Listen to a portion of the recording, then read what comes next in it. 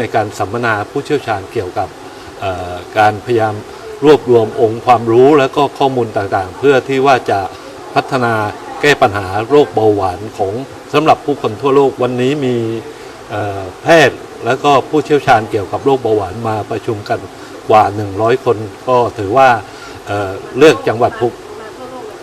มาจากทั่วทุกภูมิภาคของโลกก็ถือว่าเป็นการรวมตัวกันครั้งใหญ่ของแพทย์แล้วก็จะมาพูดถึงข้อมูลเกี่ยวกับโรคเบาหวานให้ความรู้เพื่อที่ว่าจะให้ข้อมูลความรู้พื้นฐานกระจายไปสู่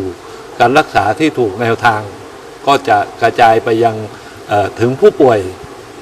โรคเบาหวานซึ่งณปัจจุบันก็มีเพิ่มมากขึ้นThere are so many participants come from around the world. So, in your opinion, are you satisfied with this kind of the international conference? Well, yes, I really enjoy the atmosphere, the crowd, especially people from all around the world, because to me, I think it's important that nowadays we're seeing ways to build a platform where we're not only showing communication among doctors, but give opportunity to young, new, promising individuals and scientists to have their voice rise up in such a platform. So, for example, I like to bring out the concept of APAC because last year in Thailand, the APAC theme is about open, connected, and balanced. So it was showing the time that people are ready to get exposure, communicated after the COVID period. And this year's the APAC theme is about sustainability and resilience, which means a continuation but actually put into action of what we're trying to achieve. And by having a symposium here this year is also showing that we're implementing the concept we built last year, which is, hey, right now we're ready to be open, ready to be communicated, and this year we're ready to work. I think the main populations are related to a diabetic population is right now we see an overall increasing of the aging population among the entire Asia Pacific region. So therefore we exploring that basically most of the country in the APAC economy they are facing the same problem, which is we knowing that in overall society there's a increased number of elders and also a imbalance of diet. So therefore by having a conference here, we basically trying to find a solution that can work out in all APAC economies through all the experts. Okay. I think nowadays we looking for a universal standard to regulate and implementing the actual transformation of regenerative medicine from research into actual clinical application. And by do so, the first step is to unify global doctors. So therefore, we have to understood what are the way of proper care, wound care, and the clinical procedure that's being used in each different countries. And then we find a way that can be fully accepted by overall the world. Then we develop a proper procedure to manage a emergence of regenerative medicines. I think nowadays, when we talk about company and corporation in business operation,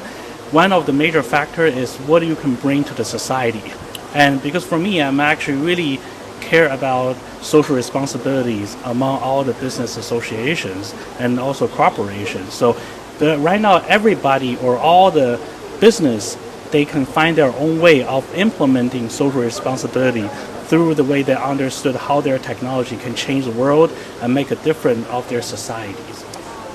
Yeah, just as what I said before, this year's theme for APAC is about sustainability and resilience. And one way to show resiliencies is the ability to respond to global problem and also emergency. And because of that, you need to be fully prepared by have more doctors, more nurses that are ready to cure, ready to treat patients whenever they need. So therefore, by providing this kind of a symposium, you're providing more enhancement to the global clinical workers. So you're actually providing an increase of resiliencies among the worldwide medical field. So you can get fully response when there's natural catastrophe, natural disasters, or anything that require additional doctors or nurses to cure patients. Good morning. My name is Aristidis Veves. I come originally from Greece. but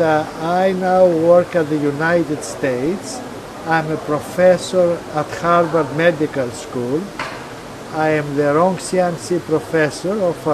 regenerative therapeutics, and my job is to research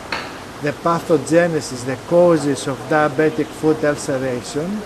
and find new treatments for it.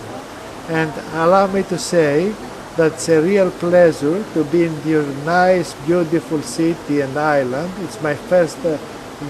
time here, and it's really very nice, very beautiful. I'm very glad to see this beauty. Not exactly, because we say that once you have diabetes, once you're a diabetic patient, you are always a diabetic patient. Once you have the disease, it never goes away, but it can be managed. And if people manage their diabetes well, then they can have a good life. Well, you don't want people to live for their diabetes,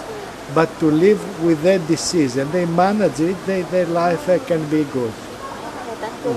วันนี้ท่านผู้เชี่ยวชาญก็บอกกับเราว่าให้ดูแลในเรื่องของอาหารแล้วก็ออกกำลังกายบ้างก็จะควบคุมโรคเบาหวานดีเพราะว่า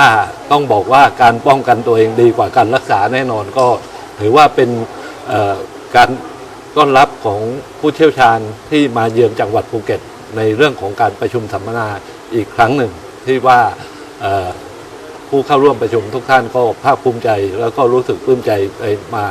จังหวัดภูเก็ตครั้งนี้ครับขอบคุณมากครับ